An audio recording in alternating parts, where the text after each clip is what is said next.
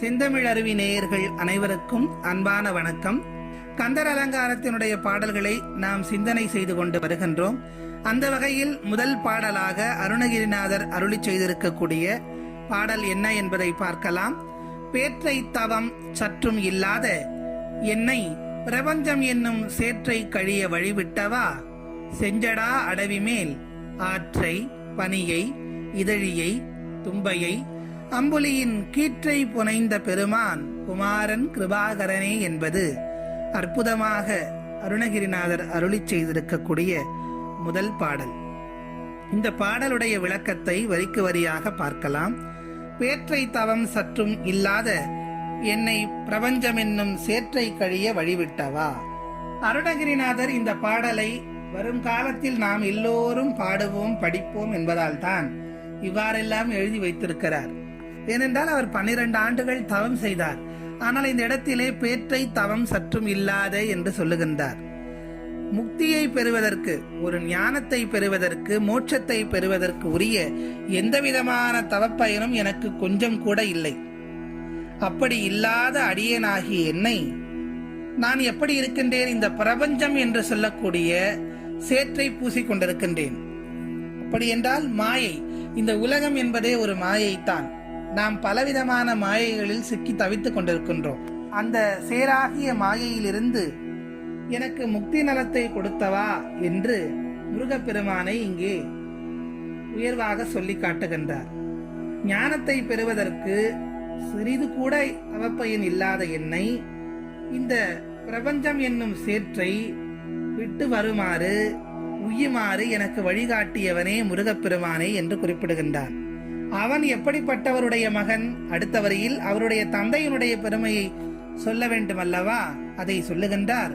செஞ்சடா அடவி மேல் ஆற்றை பனியை இதழியை தும்பையை அம்புலியின் கீற்றை அணிந்த பெருமான்.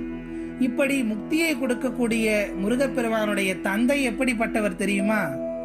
அவருடைய அந்த காடு போன்ற அடர்ந்த அந்த சிவந்த சடை இருக்கிறதே, ஜடாமுடி, அந்த ஜடாமுடியிலே எதையெல்லாம் தாங்கிக் கொண்டிருக்கிறார்?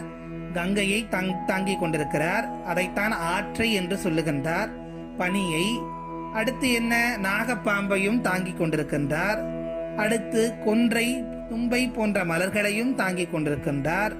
அது மட்டுமல்லாது அம்புலியின் கீற்றை என்று சொல்லுகின்றார். அம்புலி என்றால் என்ன? நிலவு, சந்திரன். அந்த நிலவினுடைய கீற்றை பிறையாக, அதைத்தான் உலகெல்லாம் உணர்ந்து ஓதற்கரியவன் நில உலாவிய நீர்மல்லிவேணியன் என்று சொல்வார்கள். நிலவை உலாவ விட்டவன் தலையிலே. அப்படி அந்த சந்திரனுடைய பிறையையும் தலையிலே சூடிக்கொண்டிருக்கக்கூடிய கருணை மிக்க தெய்வமாக விளங்கக்கூடியவன் சிவபெருமான். அப்பாவே இவ்வளவு கருணை உள்ளம் கொண்டவர் என்றால் அவருடைய மகன் எப்படி இருப்பார்? அப்படிப்பட்டவருடைய குமாரன் கிருபாகரனே என்று சொல்லுகின்றார். கிருபாகரன் என்றால் கருணை உள்ளம் கொண்டவன் என்று பொருள். கருணைக்கு உறைவிடமாக விளங்கக்கூடிய பெருமான் என்பது பொருள். அப்படி அந்த கருணையின் வடிவாக விளங்கக்கூடிய முருகப்பெருமான் நமக்கு என்ன கொடுப்பான்? நாம் எந்த தவமும் செய்யவில்லை என்றாலும் கூட பரவாயில்லை. பெரிய யாகம் செய்து தவம் செய்து புண்ணியங்கள் பலவற்றை செய்ய முடியாவிட்டாலும் பரவாயில்லை.